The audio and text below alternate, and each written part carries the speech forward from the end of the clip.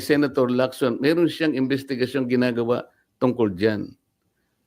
Ibig ba sabihin, will they investigate the Discayas kung ba't sila gumawa ng sworn statement? Yun ba yung gagawin? Ito yung sworn statement ng tao. You have no right to question that sa Blue Ribbon Committee. Kung ano yung pinahayag niya, it is for the court to appreciate that pagdating ng tamang panahon. Pero para i-judge mo ito, para i-judge mo na inedit ito, o nagkabayaran dito, iba na po yung narrative nila. It is not good for the Senate na ganito po yung gagawin nila. Kami po, hindi ako nakikipagkumpara kung sino yung magaling. Kung sino yung gagawa ng tama, yun po yung tama, yun po yung dapat nating gawin.